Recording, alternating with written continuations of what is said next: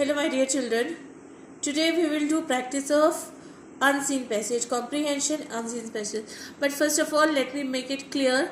Children, they can give passage from anywhere, from chapter itself or second term chapter. So they can give any passage, and I'm going to tell you how you have to attempt the this unseen passage, how you are going to do. This is just for your practice. Don't think that this particular paragraph will come. They can give any paragraph from any book. So what you have to do, that I am going to teach you in this video. First, comprehension means the ability to understand. Clear? It is an exercise that trains students to understand a language. Now there are few hints. These things you should keep in your mind while attempting the comprehension exercises. First, read the passage quickly to have a general idea. Whenever you get this comprehension unseen passage, you should read the passage quickly. Then again read the passage at a slower speed. Clear? First time you have to read the passage quickly, and in second time again you will read in with a little low speed. You should not be fast enough. Slower speed for understanding. Study the questions carefully and understand their meaning. Once you have finished reading the paragraph, then read the questions, study them, and try to understand their meaning. Once again, read the passage carefully to find out the answers. First time you will read the passage quickly, second time you will read the passage at a slower speed, then you will read the questions, you will try to understand the questions, then once again you will read the passage to find the answers. Write down the answers. Should be brief and in simple language. So your answer should be brief and in simple language. Answer should be to the point, children. Use only complete sentences. Don't write incomplete sentence. You have to give full sentence. If you are asked to give the heading of a passage, you should read the whole passage once again and to understand the central idea. Suppose they will ask you to write the heading.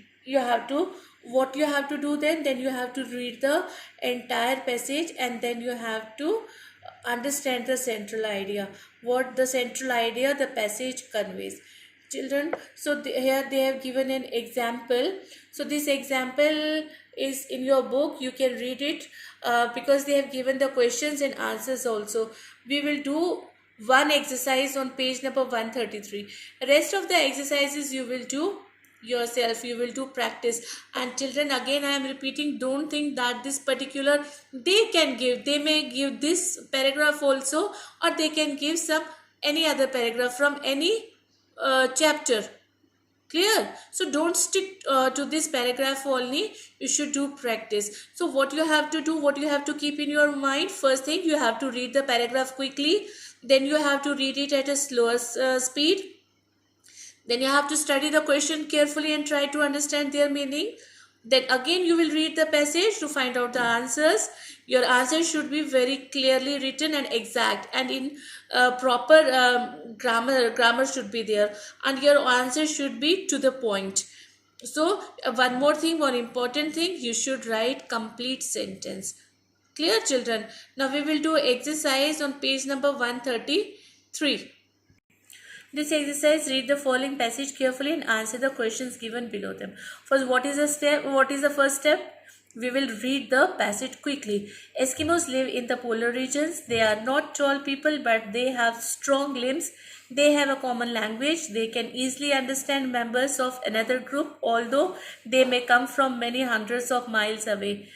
Marriage is by mutual understanding and consent. They do not organize a special marriage ceremony. Hunting and fishing are their main occupations. Their houses are called igloos, which are small round structures built from block of hard snow. They also make houses of wood and turf. They have excellent knowledge of carving. They make very beautiful objects by cutting away material from wood and ivory. So this was the first step, reading the passage quickly. Now again we will read it in a slower speed. Eskimos live in the polar regions. They are not tall people, but they have strong limbs. They have a common language. They can easily understand members of another group, although they may come from many hundreds of miles away. Marriage is by mutual understanding and consent. They do not organize a special marriage ceremony. Hunting and fishing are their main occupations. Their houses are called igloos, which are small round structures built from blocks of hard snow. They also make houses of wood and turf. They have excellent knowledge of carving. They make very beautiful objects by cutting away material from wood and ivory. Now we will read the questions. First question, which regions do Eskimo live? As we have done the reading, we have done the reading of the passage. So we will find out the answer. Twice we have done the reading. So the answer is in the passage itself. Eskimos live in the polar regions. Children, you can do one thing. You can mark the answers there and afterwards you will note down in your answer sheets. Then second question, which type of body do they have? We have studied. They are not tall people, but they have strong limbs. Third question, what are their main occupations? Hunting and fishing are their main occupations. What is the name of their house built from blocks of hard snow? Their houses are called igloos, which are small round structures built from blocks of hard snow. Which materials are used by them for carving?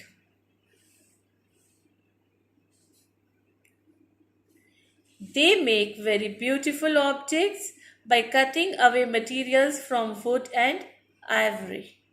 Exercise B, write the antonyms of the following. Antonyms means, children, opposites. But children, they can write the synonyms, means the same meanings, or they can give the meaning of these words. So it is not necessary they can give only antonyms, they can give meanings also.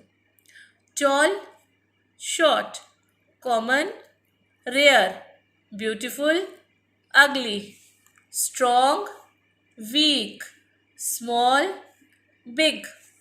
Now children, second paragraph they have given.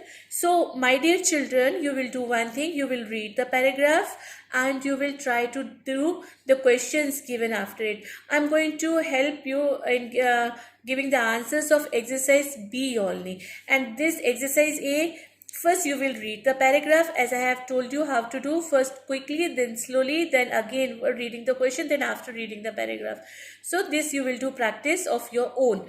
Exercise B, they have given the antonyms, opposite. I will make you write this: highest, low, natural, artificial, artificial, rich, poor, beauty, ugliness. Then third paragraph they have given the this. Then for again here they have given the antonyms: good, bad, regularly, irregularly, living, dead, include, exclude, correct, wrong. One more paragraph is there, children. Write the antonyms: modern, ancient, ancient, largest, small, built, demolish, demolish, demolish. So my dear children, these were paragraphs they have given for our practice. I am repeating again, you should do practice of your own. So read the paragraphs, try to write the answers, find out the answers within the paragraph, and if they will give any paragraph from the book, from any chapter, then you should be able to do it. So this, my dear children, you have to practice. So do it yourself, try to do practice every day. May God bless you all. Thank you.